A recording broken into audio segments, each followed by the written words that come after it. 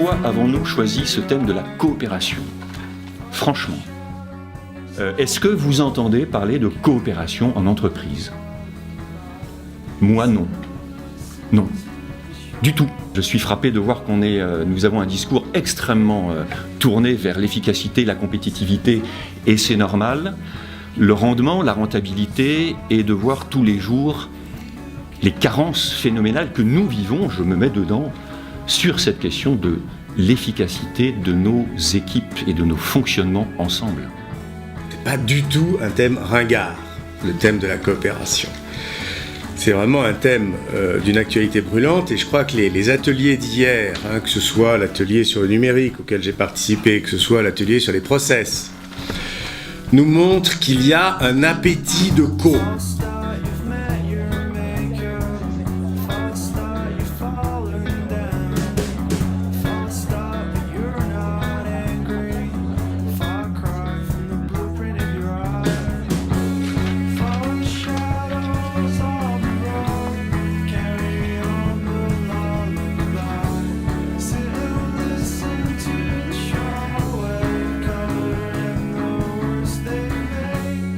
Un co qui cherche vraiment l'œuvre commune, qui cherche la participation égale, pour ainsi dire, à l'œuvre commune.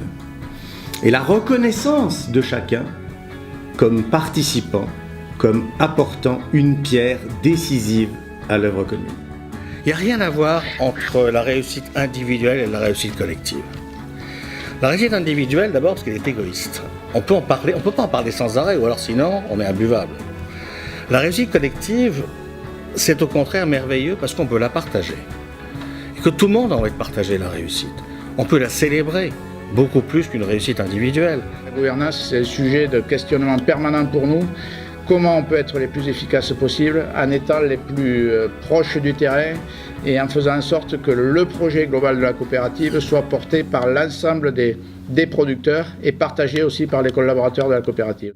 De quoi parle-t-on quand on parle de performance ? Est-ce que la performance d'une coopérative se résume uniquement à sa performance économique ? Non. Un patron, ça sert à quoi ? Alors, ça paraît simple comme question, on ne se la pose pas assez. Le gouvernement des autres ne commence pas avec le droit de commander. Le gouvernement des autres commence bien par ce que l'on est, soi-même. Le gouvernement n'est pas d'abord la mise en œuvre de process ou même d'organisations qui ne sont que des moyens, mais l'aimantation d'une communauté, famille, entreprise, association, nation, en direction de sa fin.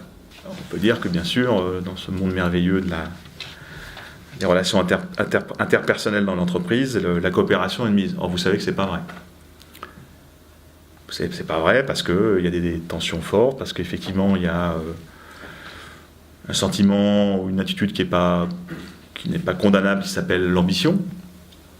Il est logique que l'homme ou la femme cherche à développer ses capacités et à se réaliser dans un contexte professionnel de croissance personnelle, et que parfois cette croissance va au détriment des autres. Je pense que c'est évidemment le poison absolu dans une entreprise. Comme dit le proverbe africain, seul on va vite, à plusieurs on va loin, et que donc cette notion-là doit être absolument privilégiée.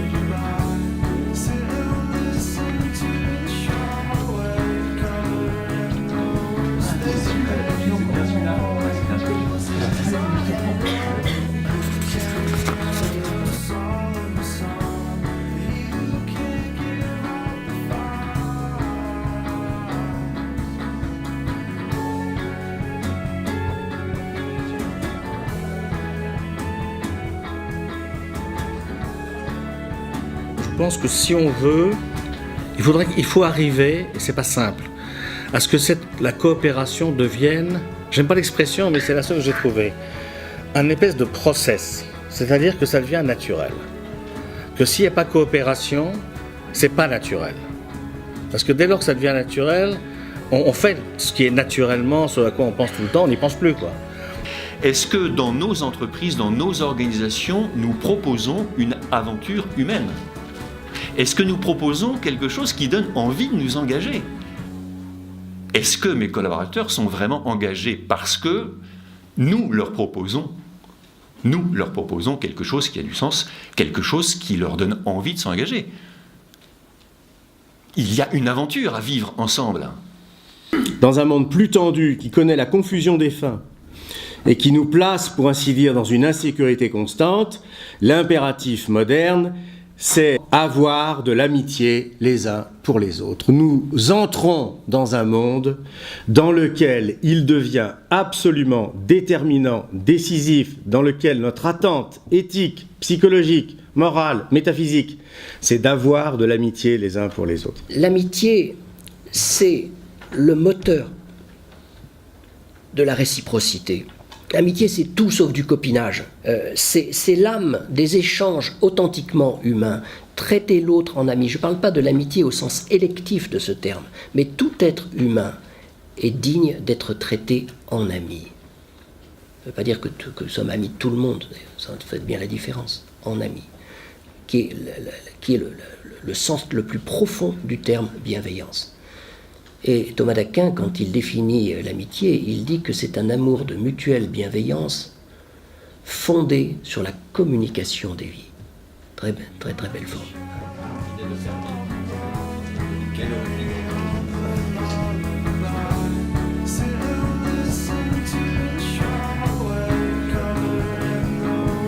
Une entreprise qui va bien, c'est une entreprise où les gens vont bien. Une entreprise qui est créative, qui est innovante, c'est une entreprise qui utilise au mieux tous les talents de ces personnes et de la créativité de ces personnes. Il faut être attentif aux autres, attentif aux événements. Je crois que c'est le rôle principal. C'est entre autres un rôle important du manager. On n'est pas que dans une fonction technique, on n'est pas que à se remonter des chiffres, on est aussi à faire en sorte que ça passe entre nous tous, le plus facilement possible, parce que des tensions, on en a tout le temps, forcément. Ce que j'ai envie de dire, et qui a égrené un peu le colloque, c'est que la coopération, c'est une résultante. C'est d'abord le fruit d'un état d'esprit, et cet état d'esprit, il est au premier chef porté, c'est une la palissade, mais c'est quand même bien de le redire, par une volonté de la direction, de l'encadrement, du management, qui partagent un certain nombre de règles qui ne sont pas écrites sur des chartes sur les murs, mais qui sont des règles de vie partagées par l'entreprise. Alors je crois qu'il faut y aller avec humilité, il faut y aller avec précaution, et puis rejoindre aussi chacun dans ce qu'il vit, dans son établissement, dans son quotidien, et rappeler délicatement les raisons qui nous lient. Il y a quand même des troncs communs, même si on a dans nos entreprises, dans nos organisations, nos associations, des visions différentes.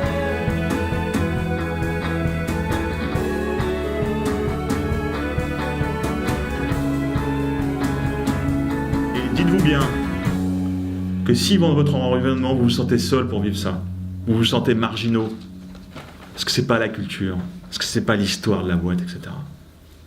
Vous n'êtes pas seul. On est très nombreux à essayer de se faire ça partout. D'accord ? Et beaucoup plus que vous le croyez. Et c'est pas que les gens qui sont là. Ceux qui sont là, ils ont eu le temps de venir, ils ont eu l'argent, etc. Il y a plein d'autres qui n'ont pas le temps de venir, mais ils sont exactement comme vous. Donc vous ne vous sentez pas seul, dites-le à d'autres, trouvez des relais, trouvez des groupes de réflexion dans lesquels vous avez besoin de partager. Il y a plein de choses qui disent l'APM, les EDC, machin, il y a le collège supérieur. Ça foisonne de structures dans lesquelles les gens essaient de réfléchir à ce sujet-là. Donc si vous vous sentez seul, pas armé, pas épaulé, investissez de votre temps dans les endroits où vous allez pouvoir partager ces réflexions, parce que ça vous aidera. Si c'est le cas aujourd'hui, formidable. Des cercles de DRH, des cercles de patrons, il y en a plein.